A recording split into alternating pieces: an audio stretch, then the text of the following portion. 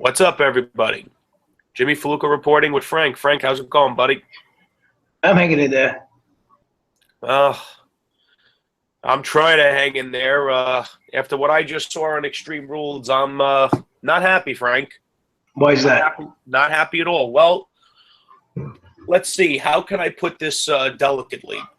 The two mid-card titles we have are in the hands of two guys that will be mid-carders for life. And the world title is around the waist of a guy who isn't over. And, so, all in all, it's a perfect scenario. Oh, perfect scenario to me would have been actually, I don't know, put the mid-card titles in the hands of people that actually are going to go places. That always works out. And as far as the world title, I mean, really, I don't know, Frank. Let's go through the card. Usos versus Bullet Club. I totally missed that match because I was bringing my fiance to the bus. Did you see it? Yeah, I actually did. Please fill the audience in on how that match went. It was okay. They did a Texas Tornado style match. So basically, all four guys were in the ring throughout the whole match. I mean, the Anderson Gallows went over. And I mean, I can't take the Usos serious because I've watched them pretty much be scrubs, you know.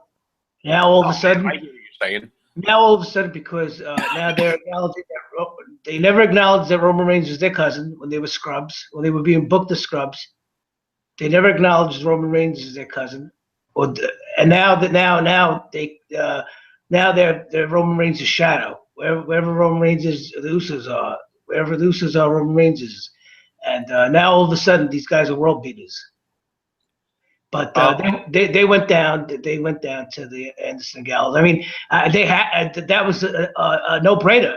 I mean, you're gonna make the Anderson Gallows go look up at the lights again?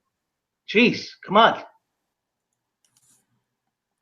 They got to win. You got to give these guys some burn, man. Well, that's that. Now we got the tag title match, which was the New Day versus the Vaudevillains. I enjoyed it.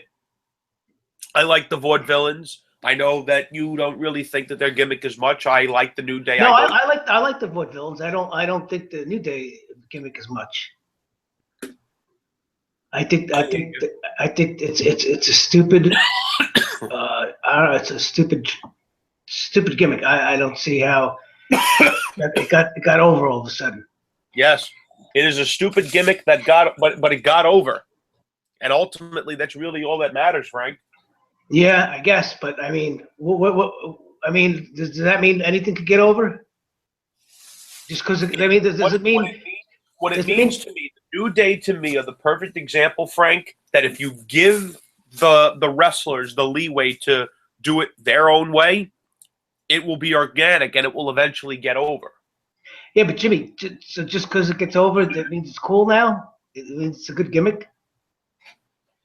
I never said that. Now, to call it a good gimmick or not is basically based on your own preference. If you think it's a good gimmick, that's one thing. If you don't, you don't.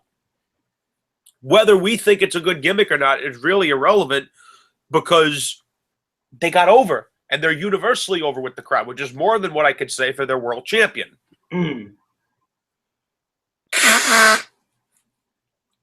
I want to apologize, ladies and gentlemen, for my current state. I've been getting over a bad cold, but Frank and I have been putting off this episode for a while. This is episode 1 of season 3. Can you believe we've been doing this for 3 years, Frank? Yeah, find us on Netflix.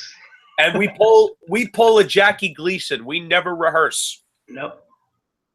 For you kids out there that don't even know who I'm talking about, please look up who Jackie Gleason is. Yep, we call it on the ring. Exactly. We spot call like Cena. Right. Yeah. If you go into your kitchen, you can hear us. There you go. Pick me up. After that, we had amazingly, we had the United States Championship match. Well, Frank, the U.S. title actually ended up on the pay-per-view. amazing. It just goes to show you when they try, that belt can seem important. Well, you know why? Because the D-Day is looming, so they're bringing it up more slowly, raising it up, bringing it up from the toilet all the way up. Yep. For you know who. And we always got his. And then people say, "Wow, you always talk about that guy. You must be a secret fan." No, that's the fucking problem. We're forced to always talk about that guy and Roman Reigns because everything always winds up. I actually posted something. Yeah, I saw all roads leads to Cena Reigns. It's the truth. I've been saying that for years. That's what I say. That people get pissed off because they know how the story ends. All roads do lead back to them. Everything, the show revolves around them. And then they say, "Oh, why don't you? If you don't like them, you could watch somebody else." Who am I going to watch? Exactly, but why would you get behind anyone if you know eventually they're just going to be put in the meat grinder? Right.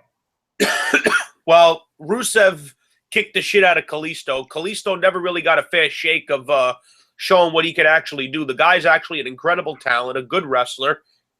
And they did mention he held the belt for 150 days. These days, he's held the belt for 5 months. Literally he held the belt since the 5th of January, the first week of January. Yeah, since he beat Del Rio, who beat John Cena 100% clean. Right. Think about that for a second. And that title has been in pre-show hell since. Yeah. No, soon it'll main event Raw. Yeah, soon just so you know, ladies and gentlemen, very soon the United States title is going to be one of the main features of Raw now. You know why? Because it's going to be back around the waist of someone that actually matters. Because we can't have the belt actually mean something. Oh, but James, it's not the belt that gets the guy over. It's the guy that gets over the belt. Cena's so great. Cena's so great. He's such a big star. He gets the belt over. No, you fucking dimwit. It's the fucking writer, the bookers who make the fucking belt over. No, absolutely. You don't think you don't think they could easily put the U.S. title match with Cena in the pre-show? No, you think John Cena's ever going to be on a fucking pre-show? I know, but I'm saying with the pen, all it takes is the power of the pen. That's all it takes. Exactly. Jim Ross said a long time ago that the most devastating hold in wrestling is the eraser. Rusev is now the U.S. champion. Boy, that feels familiar, doesn't it, Frank? Uh-huh. I wonder what happened the last time Rusev had the U.S. title. Yeah. I wonder where that went. His career went down the tubes. Him and Lana. They got split up on screen. They got split up. Their careers would go. They got punished. And then after that, we had to suffer through John Cena turning every single match into a spot fest that tells absolutely no story whatsoever, kicking out of one finisher after the other, diminishing the moves themselves, and LOL. And LOL, Cena wins. James, you could go back to 2015, and any one of Cena's matches could be your match of the year candidates. Stop it. Yeah, because it had nothing to do with the fact that he was working with all the best workers in the company. Stop hating. Notice, nobody talks about his matches with Rusev in terms of quality because they sucked. No one talks about his match with friggin' Stardust because it sucked. No one talks about the matches he had with Barrett because they sucked. But they'll talk about the match with Cesaro, great worker. They'll talk about the match he had with friggin' Dean Ambrose, good worker. They'll talk about the matches that he had with friggin' Kevin Owens, excellent worker. Sami. Jesus Christ. You know, I'm sorry, but there are certain guys who could bring it in between the ropes, and there are certain guys that are salesmen. Cena's a salesman. Yes. Let's call it for what it is. Hulk Hogan was a salesman. Macho Man was the greater wrestler. You know, WrestleMania 3, yes, everyone remembers the slam, but the best match of the night was Savage and Steamboat. Mm-hmm. Hogan and Andre sold the event. Macho and Steamboat stole the event. Right or wrong, Frank? Oh, exactly. That Intercontinental title match may still be the greatest Intercontinental title match we've ever seen. Now that's a great segue into the IC title match we had tonight. Best match of the night. Incredible match. Yeah, I agree. Lousy finish. What was the finish, James? Tell us. The finish was Sami Zayn hitting Cesaro with a haluva kick, and then him and Kevin Owens brawl on the outside, and Miz just gets the cover. Yeah, I don't think that Cesaro-Brock Lesnar match is happening. Don't think it's happening. I don't think they have any plans for Cesaro whatsoever because he got beat like he was a nothing. Listen, even for all his fancy moves, everybody kicks out of all his moves. So his moves, even his moves are weak. Or they're booked this week. I mean, I look at a guy like Cesaro and I say to myself, how the fuck do they have this guy under contract with the talent he has, and this guy's not a U.S. or Intercontinental champion already? I'd like to know why he isn't. He's over. The crowd actually likes him. He puts on good matches. I think somebody in the back doesn't like him, and they probably think, oh, his moves are over, the swing is over, his freakish strength is over. But him as a performer, he's not. Yeah, over. But all those things you just mentioned, to anyone that would actually use that as an argument, those are qualities of him. I mean, I guess Macho Man wasn't over. It was the elbow that was over. I guess, it wasn't him that was exciting. It was his music and his outfits that No, it was Miss Elizabeth. Miss Elizabeth was over, not Macho Man. Oh, God. I guess The Undertaker wasn't anything spectacular. It was just his gimmick. It was just the fact that he could wrestle like a cat even though he was 7 feet tall. Sure, if you strip away all the great characteristics of a great character, of course no one's going to care about them, but they're great characters because they have those characteristics. Yeah, but let's go back to the match. The match itself was great. Sami Zayn stood in there. Him and Owens told a good story. Cesaro's just freaking incredible. Those guys, they're going to have to eventually break them all from this feud and let them go all the way to SummerSlam and let them steal the show every night. I know some people get tired of seeing the same old things, but let me tell you something. When it's good, I don't mind seeing it. Like Cena versus CM Punk, I could watch their matches all the time because they were always good. According to the WWE think tank, nobody's ever seen Kevin Owens versus Sami Zayn. But I'd like to know why when they debuted, there was a massive eruption. Because the fans aren't stupid. The fans know who these wrestlers are. This isn't the era of the 70s where nobody knows who anybody is. People know who Kevin Owens is. People know who Sami Zayn is. And I don't give a shit what Vince Russo says. They're good. The fans can't even remember what happened 2 weeks ago. Sure they do. They have a very long memory. Why do you think they're booing the current champion? They forget, but then when they go on the internet, they get reminded. That's what happens. It's that damn internet. Yeah, it's all the internet's fault that wrestling's they watch the show, they cheer, and then they go to sleep, they forget about it, and then the next day they wake up, they go on the internet, and all of a sudden now, because people are on the internet, they hate it, and they get reminded of everything. Well, now let's like I said, listen, the match was very good. From start to finish, it was a very good match. But the fact of the matter is, a very good match can be ruined by a bad finish, and that's exactly what happened with. That's exactly what happened with. It was the same finish. It's the same finish. It was the Miz, landing on shit and winning. He squeaked out a victory, and Maurice's wife helps him. Yeah.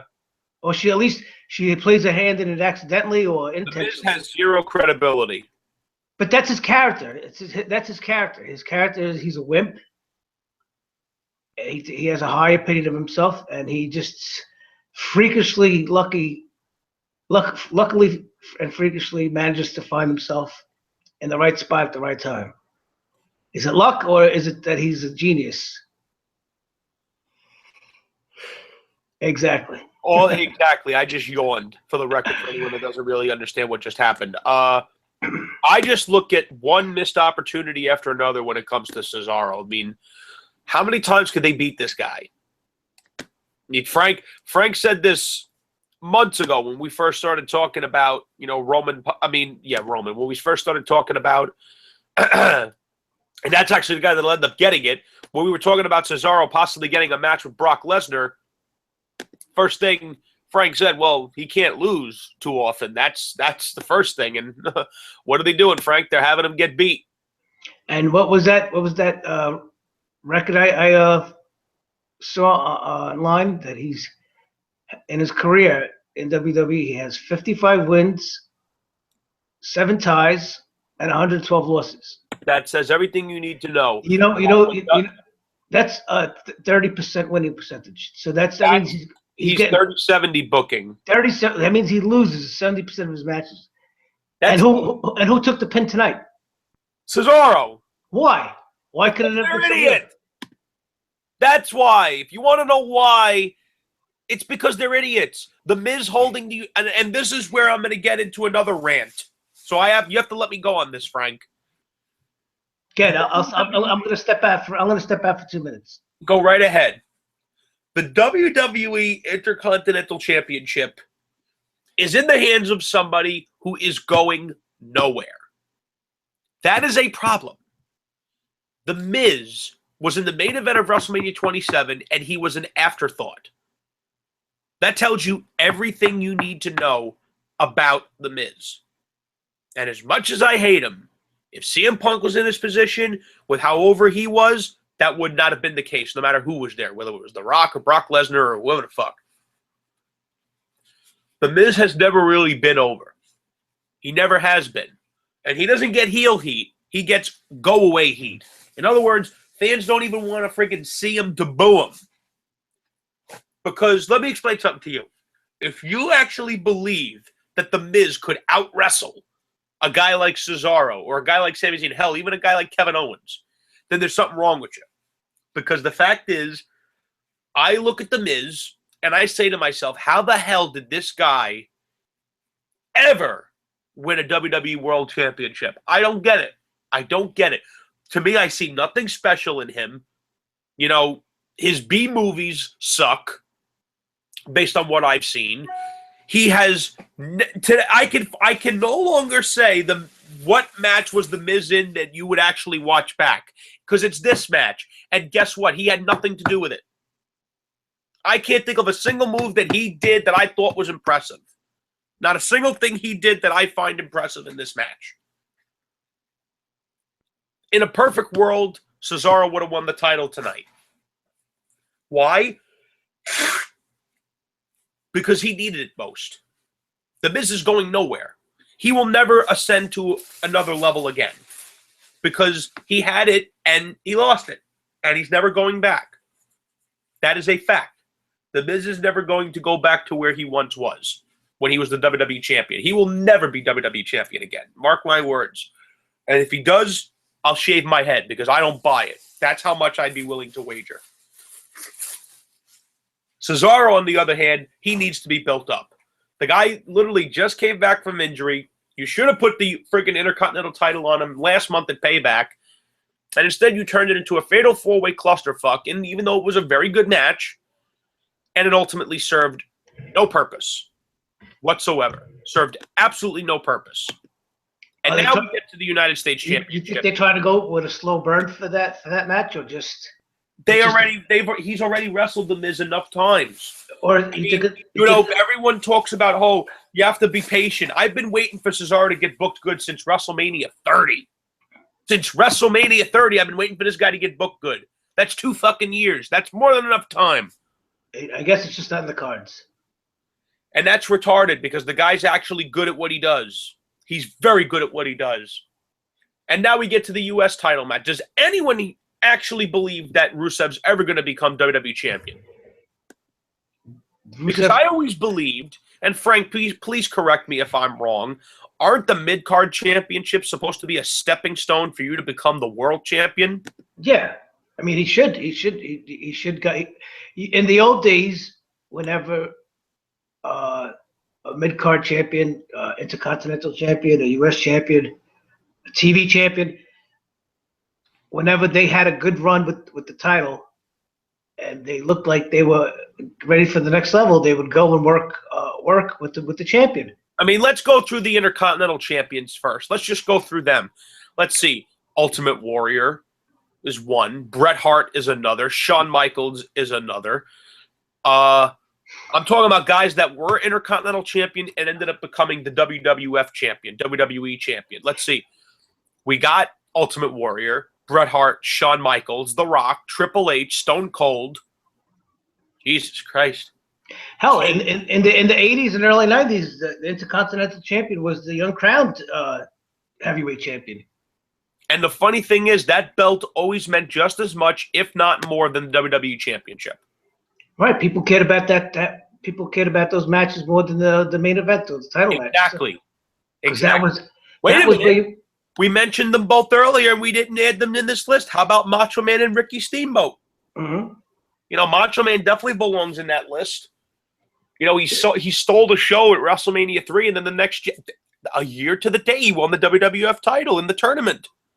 And now let's go to the U.S. title. How many guys were U.S. heavyweight champion before they won the world title? Harley Race, Ric Flair, Roddy Piper, just to name a few. Steve Austin.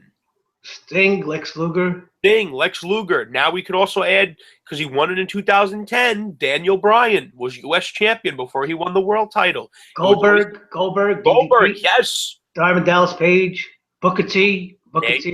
See, Frank knows what he's talking about. I mean, but now both of those titles are around the waist of two men that are going nowhere.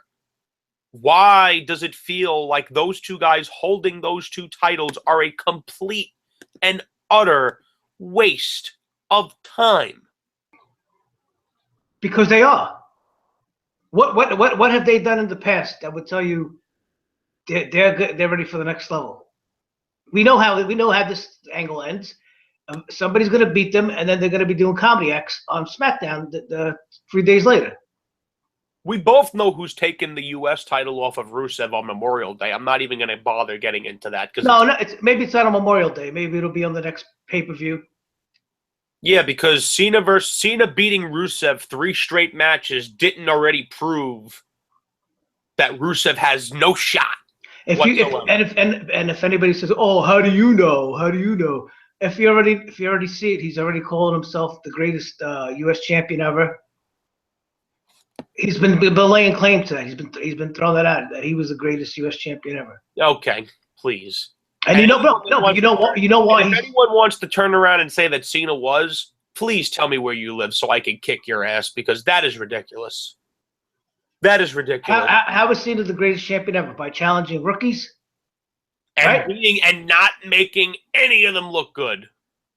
Right. If you really want to live in a kayfabe world, what did he do? He challenged all rookies. He challenged the NXT roster. The great legend was afraid to put his title up against real competition. Right? If you want to live in a kayfabe world. And then people want to turn around and tell me he was a greater champion than Ric Flair. No, you see, dumb fucks, Ric Flair put guys over clean, and it didn't hurt him one bit. The reason WWE never has him lose clean is because they know it'll hurt him. Because they know that he ain't that good. If God forbid Cena lost 2 pay-per-views in a row, I think that'd be it. I think the sun would become as black as sackcloth, and the moon blood as red as blood. I actually believe that if Vince had no control over what happened, and he had to watch Cena go on a losing streak, like what they did with poor fucking Dolph Ziggler, who was no, it's not Vince, it's his fans. It's his fans. Yeah, the fans are the problem, not the guy in charge of the company who's in total control over the finishes. Yeah. If I what was it? I was watching the Cena versus Lesnar match of destruction back in SummerSlam. Oh, that was beautiful. And if you saw the faces on the people after the match, grown men, were near tears. Oh. Yeah, because that's the Cena defenders that always say, "Hey, you shouldn't blame him." Sorry, we do, because he does have a certain level of stroke. It's like, Frank, they actually believe that all that power Hogan had and all that power Brett and Shawn had and all that power Rock and Austin had apparently just vanished when this guy got on top. That doesn't work for me, brother. There you go. Now let's get to and like I said, that's my biggest criticism of the title matches. The mid-card titles are held by guys that are going nowhere. Going back on that, these guys, once they get up there like that, they even bitch about certain spots. Like there's a story the Dudley Boys told about The Rock, and it was like the spot was somebody was gonna, I think it was gonna be Stacy Keibler was gonna grab The Rock's leg from outside the ring, and The Rock goes, that doesn't work. That doesn't work for me. The Rock would never do that. Just that shows you just how much these guys become marks for themselves. No, absolutely. That's just one little spot on a little rinky-dink match. It's the same thing with like there was a similar story when remember when Kevin Nash left WWF and went to WCW? Yeah. Well, according to Kevin Nash, the thing that made him leave, that said there was no way he was going to resign, was when he was having a cage match with Bret Hart for the WWF title. He had no problem losing the match because how it was going to end was The Undertaker was going to come through the ring and pull Diesel under the ring. Oh, yeah, and Bret didn't want Bret didn't want to take the power bomb. Yeah, Bret did not want to take the power bomb. And if you actually, I'm amazed I'm saying this, but the way Kevin Nash described it, it actually would have made sense. Taker tombstone Bret at Royal Rumble, and then Diesel pulled the referee out, and Taker didn't win. Well, Diesel was supposed to powerbomb Bret, and then Taker was going to pull him out, so that way the feud would have meant that much more. Mm-hmm. Bret did not want to take the powerbomb, and then amazing. This is one of my favorite parts of the story. Kevin Nash was like saying how, Bret's like, that doesn't work for me. And then Taker, who never says anything, is always the voice of reason, bolts out of his chair, looks Bret Hart in the face and says these words. I'm quoting Kevin Nash verbatim, what he said Taker said to the Hitman. Motherfucker, not everything is about you. Now imagine if somebody was around today that had the balls to say that to Cena. His pussy would probably fill up with fucking sand. Yeah, these guys, they become marks for themselves. And it's not just that. The company beats it into their heads to not say anything and to just, go with the flow, and that's it. And guess what? Nobody grows. Nobody grows. Like I said, my biggest gripe with the mid-card titles right now, they're in the hands of guys that are going nowhere. And now let's move on. The women's title match, I'm only going to touch briefly on this. I love Natty Neidhart. I love Charlotte. I think they are both exceptionally good women's athletes. But I continuously say, I've seen the matches they've had in NXT. Why are they not allowed to put on the same type of quality on pay-per-view?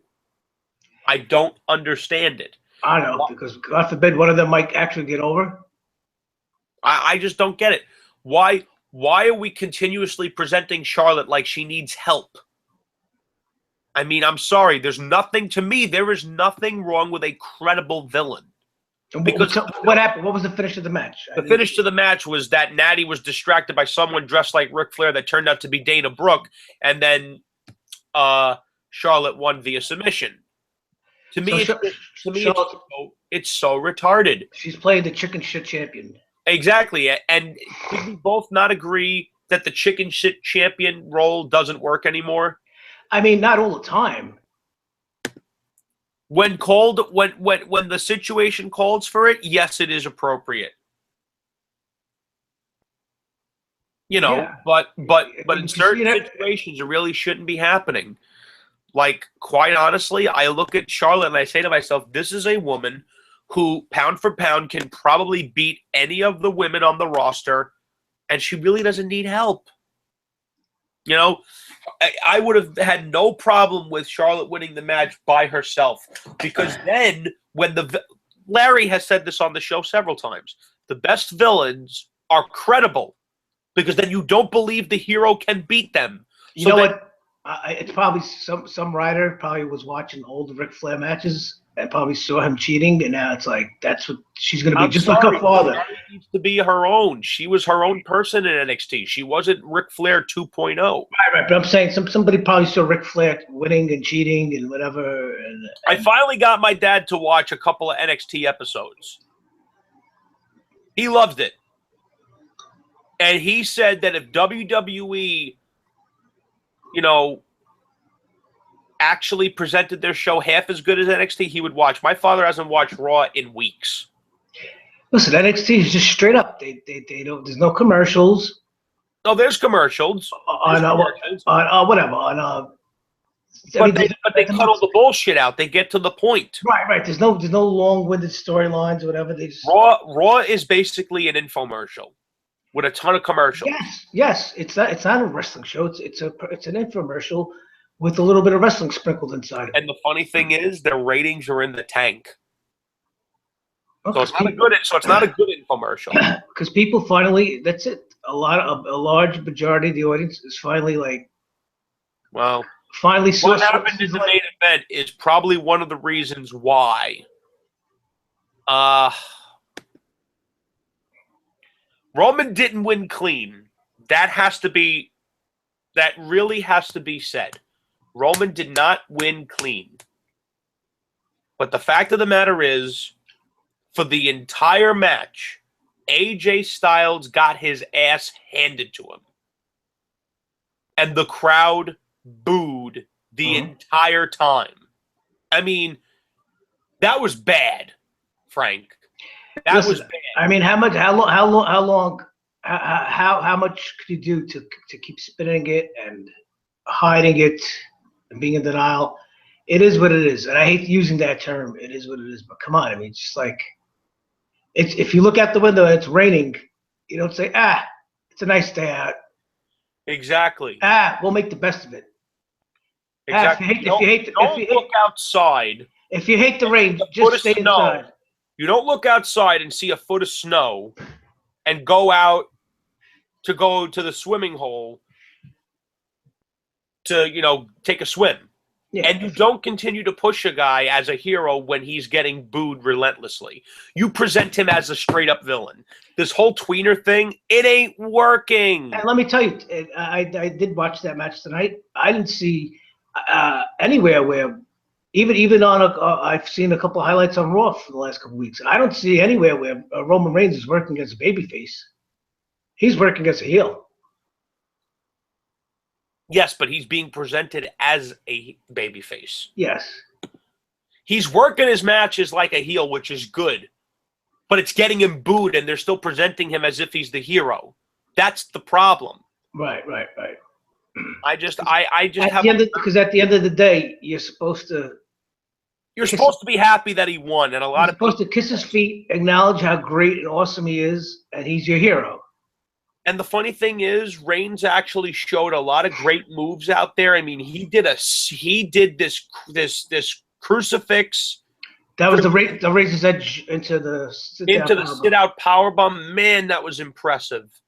The power he was doing. You've never heard me ever say a bad word about his in-ring work. No, he's a good worker for a guy his size. Anyone that's and he's only going to get better. He's still just started. You got to understand. He probably doesn't have 5 years under his belt.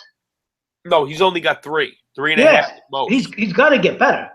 No, that's the scary part. He's not bad in the ring, and he's going to get better. The problem is he's being portrayed as if he is the hero, and he's not. And I'll tell you another thing. He sells. Yes, he does. He actually sells. Did you see him when he got put through the table? When AJ took out his knee, he sold his knee. He sells his ribs. That's good. I mean, not like again that other fuck. Mm-hmm. He gets put through the ring. He gets put through the barricades. He gets hit with chairs, and then he pops up, gives you that stupid AA, and then he walks out of the ring smiling like nothing happened. At least Roman sells. No, he does sell. He actually makes you feel like he went through a war. But And he might not be good on the mic, but he's getting booed relentlessly. I mean, it's bad. Yeah, we said it. I said it on the last episode. It's not hate; it's rejection. They're just rejecting his role. Yes. You're actually Frank is actually 100% spot on. You know what? I'll even go further. They're not booing him. They're booing the fucking creative. They're telling them we don't want this the way you're presenting it to us. They're not even booing Roman Reigns. They're just booing the booking. And you know what drives me nuts, Frank, when it comes to him? He would be such a great villain. He would be such a great villain. You put him in the ring with the guys that the fans actually like, and you make him just annihilate them, he'll get nuclear heat. Now, if he was well, could you imagine Reigns just abusing Daniel Bryan and the crowd viciously booing him? All he would have to do when he puts somebody through a table is just look up and laugh. Just give a giggle like that. Like the way he does. Point at the crowd and laugh. Yeah, that's all he has to do. It's so easy. That's what drives us nuts, ladies and gentlemen. To fix Roman Reigns really doesn't take much. It's called make him the villain of the story. Yeah, all he has to do is just laugh. You know how he laughs? So he does that stupid smirk. Yes. That's all he's got to do. And then have the announcers acknowledge it. That's all. Exactly. The announcers have to be like, "What the hell is wrong with this guy? There's something wrong with him." Just say, "Oh, he's so arrogant." Or you have JBL praise him, and you have the other two schmucks. Yeah, so he's arrogant, Michael, but he's good. All you got to do is say that, and that's it. You get heat. He's arrogant because he can be, Michael. Yeah. That's all. That's all you got to do. He's the guy, Michael. Man. He's the guy. Please. How easy is that? That's why it makes me so angry, because it's very easy, actually. Not that hard, but it's like they just want to do things their way and they just don't give a fuck. And let their numbers continue to sink. But we're supposed to be happy because Seth Rollins came back when he's going to get the same shovel treatment AJ Styles got. Right. That's 3 losses in a row for AJ Styles on pay-per-view. So that tells me. I now wish he never even came. Now that Seth Rollins return tonight, he got a big pop. And they actually were chanting, "Thank you, Rollins." Yeah, they probably thought that Rollins was going to get booed. Why, I have no idea. Oh, let's go back. You want to talk about Chicken Shit Champion? How was Rollins booked as his like a loser? Yeah, like a scared little boy in a grown man's world. Yes. But yeah, that was it. Basically, that's it. He was booked as a scared little boy in a man's world. Yeah, he stole the candy at WrestleMania from Brock Lesnar. He stole the belt. He stole the candy, and now he's a scared little boy who doesn't know what to do, and he needed mommy and daddy, Triple H, and Stephanie to protect him. And they showed tough love. Hey, we're not going to protect you all the time, young man. You're going to have to do this on your own. See, that's it. Am I right or wrong? Oh, you're not wrong, Frank. You're not wrong at all. And tonight, that was it. His return automatically was supposed to make you forget about AJ. That AJ lost again, and now everybody can't wait until tomorrow night at Raw to see what's going to happen between Rollins and Reigns. Yeah, but you want to know what annoys me? Now AJ Styles is just another body. Yeah, if you're a real fan, your biggest concern should be what's going to happen with AJ tomorrow night. Is he going to even be on TV tomorrow night? And if he is, how is he going to be used? It's a shame. It really is. You know what I could picture? I could picture AJ teaming up with Gallows and Anderson and working against the Usos and somebody else in a 6-man tag. I still cannot believe they made AJ Styles lose 3 pay-per-views in a row. I cannot believe that they did. Let me ask you a question. What happened with Ambrose and Jericho and the insane? Ambrose. What happened? What did they use? Chainsaws, axes? They used thumbtacks, chairs, kendo sticks, everything but the kitchen sink. Was it a decent match? Not at all. I didn't even bother watching. And Jericho won. I don't care. And Jericho went over. No, Jericho lost. Oh wow! Amazing. Yeah, they actually put over the right guy. What's that? Is that Ambrose's maybe third win ever on pay-per-view? That's his third pay-per-view win this year. He beat Kevin Owens at the Rumble, and he's beat Jericho these last 2 pay-per-view events. Wow. But just remember, Frank, Dean Ambrose can't win when it matters the most. We can't have that. We can't have Dean Ambrose actually winning matches. He can't win the big one. He can't win the big one. No, he can't win the big matches. He can't beat Reigns. He can't beat Triple H. He can't beat Brock. He can't even compete with Brock Lesnar. So coming out of this show, even my sister said it. This show was a C. My sister, who has been frustrated, she's been getting even more frustrated with this product, to where she's having a hard time enjoying it, and she enjoys everything. Mm-hmm. And like I said, my biggest gripes with the show, you have 2 mid-card titles that are around the waist of 2 guys that are going nowhere. Your women's champion is being presented as a chicken shit when she's more than capable. And your world champion is being portrayed as the hero, but he gets treated like the villain by the fans. It is a complete waste of time. So I don't know how else to put it. You just described the perfect show for WWE. Everything is upside down, backwards.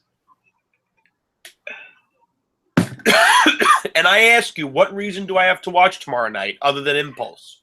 Oh, you got to watch what happens with that's how they're selling it. You got to watch what you got. It's must see what's going to happen. Rollins is back. On the page, several of the guys, and I'm not going to name names, always tell me, wait for the story to play out. Well, the story played out exactly like I said it would, and I'm annoyed.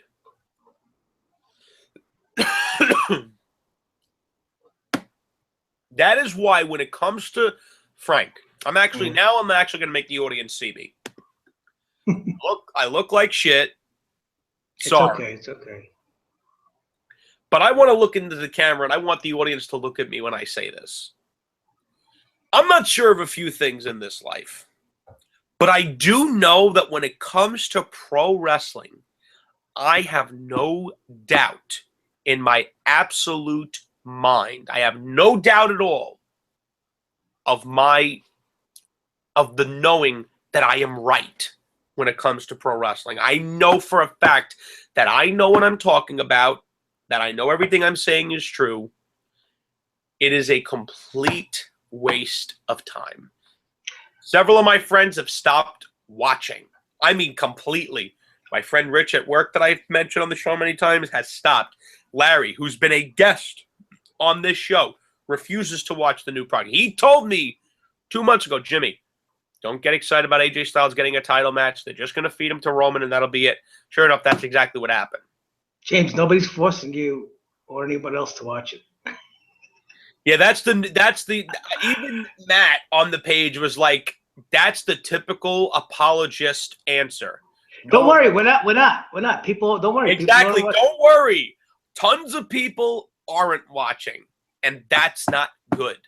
I mean, Frank, I guess we're going to have to wait for the 1.0 ratings to kick in, right? Yeah, ratings don't matter. Ratings don't matter. Merchandise sales don't matter. The fans obviously don't matter. Just the fans are being phased out. Yeah. The only thing that matters is that Vince is happy. Yeah. I got what I wanted. And the funny thing is, the more they try to feed the audience what the powers that be want, the less the fans are going to want it. So let's say, would you say that AJ Styles is buried in this match? Absolutely. I wouldn't say he's buried. I'm talking about in terms of his character, in terms of how he's been presented. How is he not? I don't. He wasn't buried tonight. He'll be buried tomorrow night or the week following. 3 pay-per-views in a row he has lost. But if he took tonight, He got his ass handed to him. No, I don't think so. If you really look at the end, he went nuts and he started going insane with the chair. Yeah, at the very end, he took out the Usos Roman hits one finish. And what's that? I said, yeah, he did go nutso a little bit at the end, but then Roman hit one finish and it was over. Yeah, but at least you could say he went toe to toe. Yeah, because going toe to toe with people makes you a bigger star. That's another thing that I want to put an end on this show tonight. I'm going to tell you something, ladies and gentlemen. And you can call me arrogant. I don't care. I know when it comes to pro wrestling, I am always right. I am always right when it comes to pro wrestling. And the proof of it is, do they have any top-level stars that, they could count on, actually count on? No, they don't. Their ratings are in the tank. They're not making money off the main product. They're making money off merchandise, T-shirt-wise, and on past shit. They're not making money off the main product because 98, they were making money off the main product. And you knew they were making money off the main product. You know why? Because there was a buzz about the business. There was excitement in the air every single fucking week. The early 2000s, they were making money off of the current product. Today, well, let me ask you. Product is not what makes the money. But I'm going to fill you in on a little something. Working with someone and going the distance does not make you a bigger star. If you actually look, because I know everyone always uses the Stone Cold Bret scenario, Bret Hart did not defeat Stone Cold Steve Austin in the I Quit match. Stone Cold never quit. Stone Cold was protected. And it was because of that protection that he became what he did. If you actually stop and think about it from a logical perspective, Bret the Hitman Hart did not defeat Stone Cold Steve Austin 100% clean. Stone Cold never quit in the sharpshooter. He made him pass out. Yeah, no, not at all. Stone Cold could have tapped out. He chose to take the pain until his body would shut down because he was that much of a badass that he wouldn't quit. And guess what ended up happening? The fans booed Bret out of the building and they chanted Austin's name. And guess what he became? The best ever. I'm not even a big-time fan of Stone Cold Steve Austin, but I know he's the greatest that ever lived. Now, let me ask you a question. Seth Rollins, what happens with him? He'll be the next one to get the golden shovel up his ass. You think How so? is he present? You mentioned earlier, Frank, how is he presented as a world champion? A complete joke. He lost to Cena 4 times. 4! So you one think, for every horseman. Do you think that if the fans really get behind them? The fans were really behind AJ Styles. Did it make a bit of difference? And just to clarify something, AJ Styles is a bigger star than Seth Rollins. I hate to break it. Yeah. I hate to break it to you. AJ Styles is a much bigger star than Seth Rollins. Much bigger star. It didn't make one bit of difference because of one out-of-touch old man with a myopic mindset that only one guy can look good. Has it ever crossed anybody's mind that that's part of the problem? Probably not. Oh, my goodness. I don't know what to say. I'm at a loss for words now, Frank. It's just... show was bad. That was bad. Yeah, it's just the same old shit. It is the same. Yet they continuously call it the new era. Really? What's new? I'd like to know what's new about this era. The new era is that Roman Reigns is being presented as the top guy. That's the only new era that there is. And now there's new faces with the same roles. That's all there is. I've been saying it for a while. They have too much talent on the roster for it to all revolve around one guy who isn't over. Listen, I told you, WWE is a public relations company. That's what they do best: marketing, promotion, and public relations. But what does it do for their PR if the and advertising? It's like if McDonald's came out and put a new cardboard box around their Big Mac and said the new Big Mac is here, and you open it up, it's Still tastes the same. It still smells the same. It still looks the same. It is the same. It's just you got a new box, and that's what this is. They changed all their wrappings for their fries. It's still the same food. It's just wrapped in different packaging, and they just call it the new era. The new McDonald's is here. It's not the new McDonald's. It's the same old McDonald's.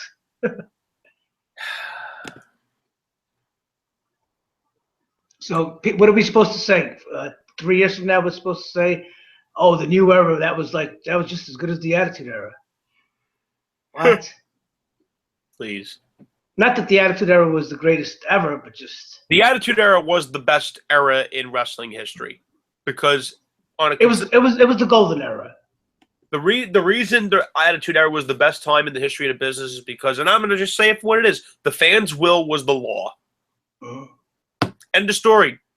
And you really think it's a coincidence that the best time in the history of the business was when what the fans wanted was the law?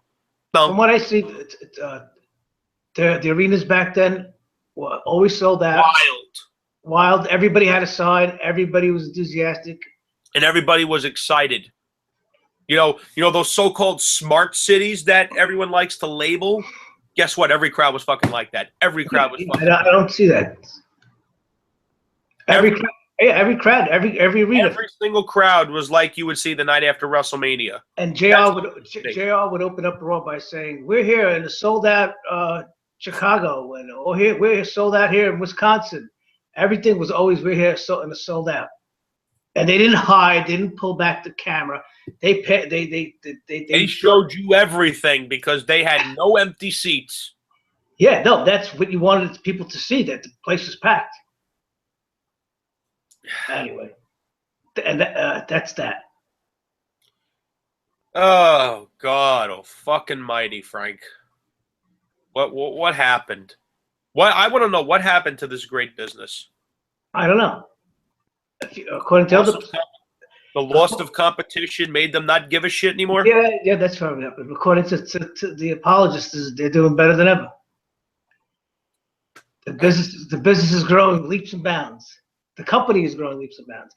They talk like they are the marketing directors for the WWE. Because they think that by defending them, they'll get a follow or a favorite on Twitter. Yeah, no, what they do is they read all the bullshit that WWE pumps out as public relations verbatim. As public relations spin meant to manipulate and spin a bit and manage a crisis, and they just repeat it. In any business, when you work for a company, you are taught to put the best possible spin on a bad situation. It's always been that way. Yeah, especially a big company like that. They, like I said, they are one of the best public relations, marketing, advertising, and promotion companies in America. Wrestling company, not too much. To me, it's just absolutely atrocious, Frank, because I look at what it was and what it can be, and it's just like they just don't care. That's how it comes off to me. They just don't give a fuck. Well, maybe they don't have to. That's not true. When you're a business, you do have to care about how your business is doing. That to me is complete nonsense. If you're a business, you're supposed to care about the state of your company. You're supposed to care about the state of your product. You're supposed to care about whether your product is riveting, whether your product is enjoyable to your audience. Because guess what? They count on people to continue watching. In the last decade plus, they've lost 50% of their viewers. What's going to happen in the next decade plus when they lose 50% of that? I mean, do they have some contingency plan where they know that all they have to do is change the booking around, and they'll get everybody, and the viewership will go back up? But I say to myself all the time, why would you wait to lose all of your viewers before you start turning it around? Because guess what? You do things that way, you run the risk of those people not coming back. Mm-hmm. You know what? Fuck yous. I'm done. Yeah, usually, let me tell you, it takes an awful lot for somebody who leaves. I think it takes more to continually watch something that you hate than to watch something that you like. I think it takes more. Maybe not something you hate, something that you want to love. something you want to see get better. I think it takes a lot more to sit and watch something that you know can be good, but it sucks. It's like what we've been watching the last couple of years with the Mets, and guess what? Our patience has paid off. Their pitching is good. Their hitting is good. We got the sweep on the Bruins, and now I think we're going to be playing Washington, Frank. But got to watch out for that. But I mean, let me tell you, I stopped watching from 1990 to 1996, and the only thing that got me back in was I accidentally kept stumbling onto TNT and watching Nitro, and I happened to tune in just as Scott Hall made his appearance. And that's when you started watching again. I swear to God.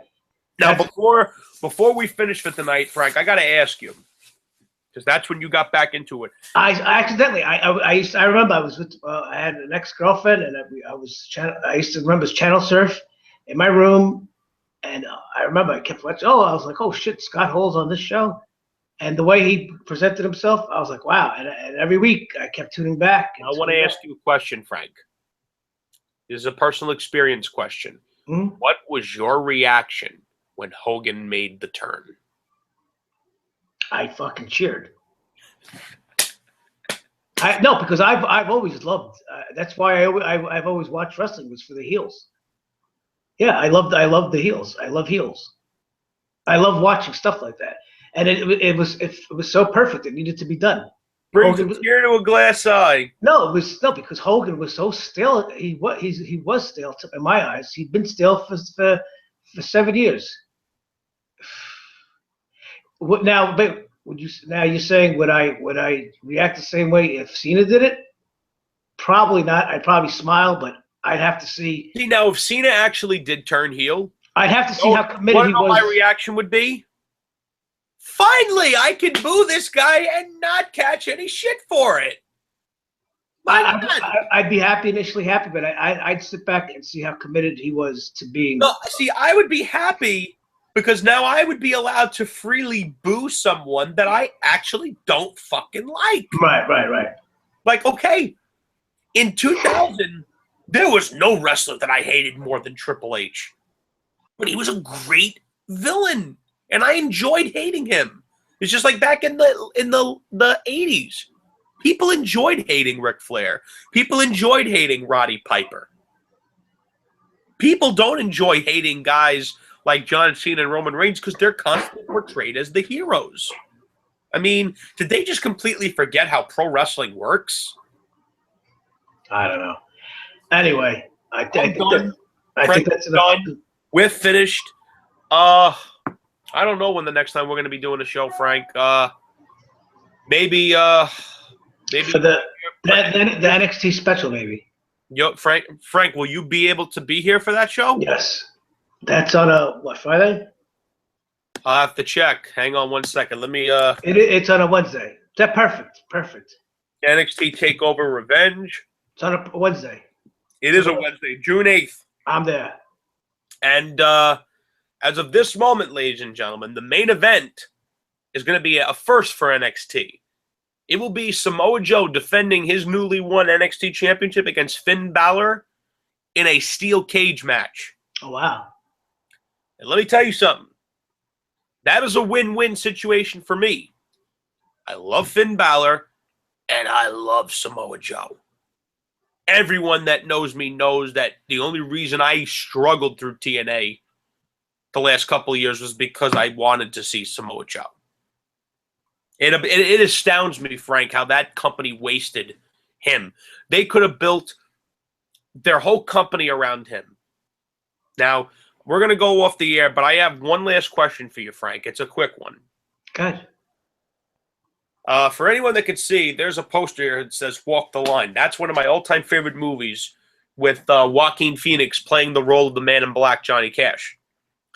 And during one of the scenes, in the movie, when John got his break, it was when Sam Phillips looked him in the eye and said, listen, everyone's heard that song you're trying to sing, that same gospel song, everybody sing just like that.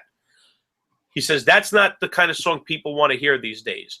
They want to hear the truth.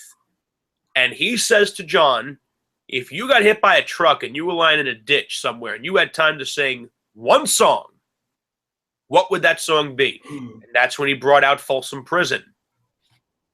And that was it.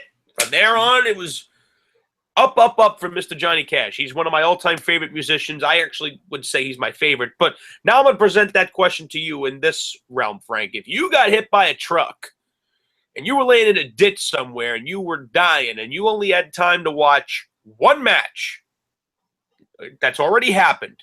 But if you only had time to watch one match and it was the last match you would ever see, what would you pick? Oh, I don't know.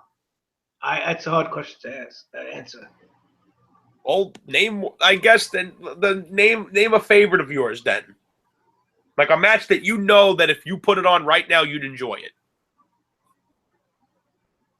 So I'd probably watch some match with Hogan and Macho Man. I always liked their chemistry. They always had good chemistry. Well, my answer is I'm not saying that's the best match. no, your favorite. I'm just saying off the cuff. That's probably one of my favorite matches of all time is Taker versus Hogan from '91. The match sucked, but I love seeing Taker win the belt.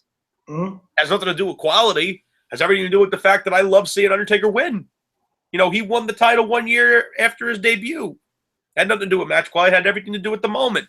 Now, I've been hit by a car. I know how it feels. It sucks.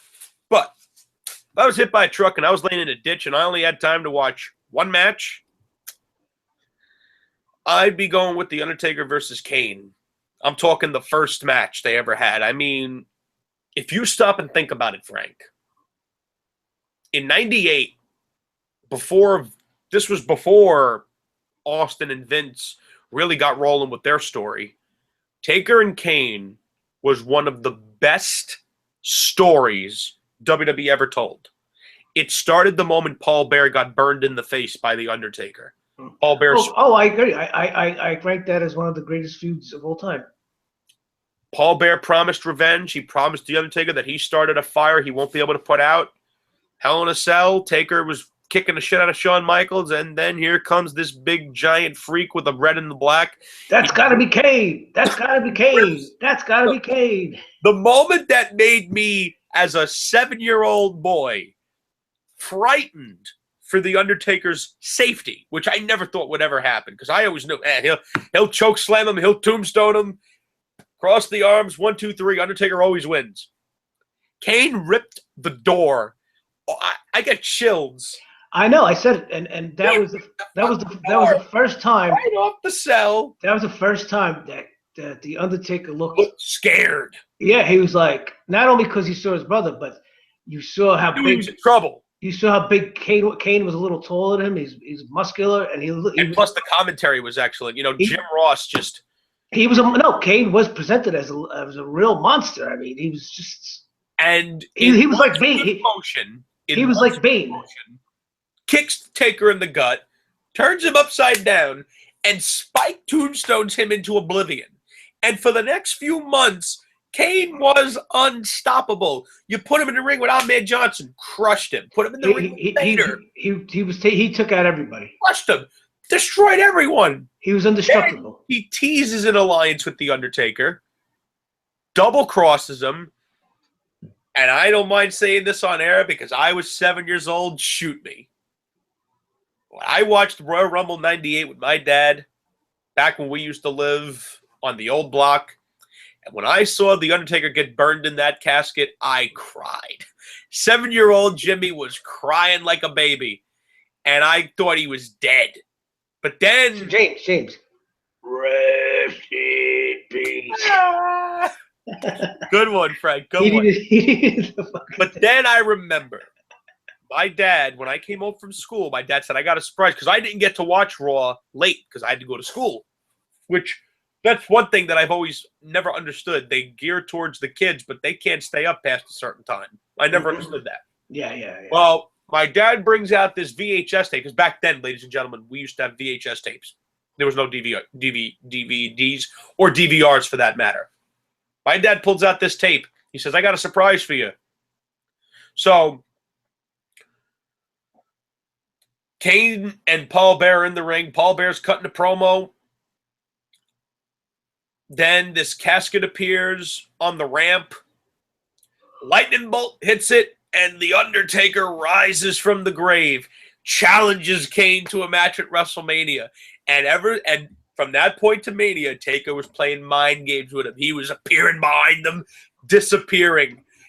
Taker was on the top of the friggin' Titantron, cutting one of the best promos he ever cut, sent the lightning bolt down to the casket that had a fake Kane in there, and it lit on fire. And I'm saying to myself, okay, Undertaker's going to beat him up. And then I watched the match. Kane abused the fuck out of him. He was annihilating him. And listen, in terms of scientific, skill, was it a match like Shawn and Kurt Angle? No. But after all that buildup of Taker and Kane, you got the payoff, which was The Undertaker facing his oldest demon and prevailing. But the cool part of it also was, even though Taker won the match, Kane still whipped his ass after it was over. Mm-hmm. And you knew the feud was not... See, now, going back to what you talked about between the difference between a rivalry and a feud, that was a feud, Frank. Oh, yeah, I know. That's why the only reason why I didn't pick it as the greatest was because they overdid it after a while. Yeah, the greatest feud of all time was Vince and Austin because of the... No, I didn't consider that the greatest feud because I wanted two ring workers. Two guys that work in the ring. The greatest feud I said was Hogan versus Andre because it just had it all. It had the drawing power. That's your opinion. That's fine, but they only had power. It had just the dastardly deeds. Hogan, memorable moments. Andre ripping off the crucifix. That was a great episode of Piper's Pit. You want to talk about emotion? Yeah. I remember my heart was beating when Andre came in with Bobby. Look at me, what I'm talking to you. Yeah. What a moment! Because you never saw Andre like that before. Andre was always smiling, and now all of a sudden he was always the good guy. But then, I'll never forget Bobby Heenan. And I'll tell you what he's doing here with me. He's sick and tired of you and what you stand for. And if you remember, it started with they gave Andre the little trophy, and they gave Hogan the big one for being champion for 4 years. And then Andre stormed out of Piper's Pit without saying anything, and you were like, "Whoa!" Hogan's hand a little too hard. You were like, "Whoa! Is Andre mad? Did he just get mad, Andre?" You were like, "Did he just get mad?" That was so. You want to know what drives me nuts, Frank? This is the same company that's presented the shit we're seeing today, but they also presented that. That was so masterfully done. Yeah, and then you had Hulk accepting Andre's challenge. Remember? And then the contract signing, which no. In Piper's Pit, Roddy asked him, "Will you, yes or no, accept the challenge?" With that emphatic yes. Yeah. Like they made the special effects. They made the TV shake. Yeah. Yeah, but you want to know something though? The fans loved them as much as I hate Hulk. And then they had the contract signing on. That was great. Wrestling. That was one of my favorite segments they ever did. And Bobby Heenan was just, oh my God, he was so great. Bobby Heenan said he got the payoff he got for that WrestleMania set him up for life. Because that's how much he was responsible for that by putting Andre over as a villain. Andre never said anything. All he said was a couple of words. Andre did all the physical stuff, but Bobby was the one. It's like Taker. Without Paul Bear, would Taker have been as good as he was? Or you could even say Brock Lesnar and Paul Heyman. Paul Heyman, that's another great example. Brock never says a word. What was the last words Brock spoke? Say something Paul, stupid. say something stupid. Yeah, that one, which was funny. Oh, well, every time Brock says something, it turns out to be gold. Suplex City, bitch. Suplex City, bitch. Yeah, he just says things, and they just now he makes millions of dollars off that Suplex City. But going back to the Hulk and Andre feud, you had WrestleMania 3. At that time, the biggest attendance record, and then the iconic moment where he slams him. Everybody will never forget that. And then of course not. That will go down as the greatest. Listen, it was iconic. It's like go down as the greatest WrestleMania moment of all time for the simple fact that, to me, even then, that made Hogan a legend. Yeah, and when he slammed Andre, he was a legend from that point. Well, even though Andre was slammed a lot of times, but but when it happened in front of that audience at that event, meant something. He slayed the Giant. But then we had the main event match, Saturday night's main event match. How many million people tuned in to see that night? 33. That's impressive. Yeah, no, that was. Imagine if that would have been sold on pay-per-view. That would have been. Oh my god, that would have been like a heavyweight boxing match. More. You're talking Mayweather Pacquiao. Oh man! And anyway, yeah, and who could forget that the ending of that match? You had the twin referees, the Hebner brothers. That's before people were smart. We didn't know what the hell was going on.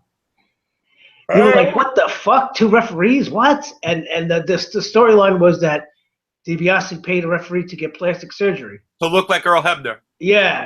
And they. I remember, Frank. I remember. My God. But anyways, guys.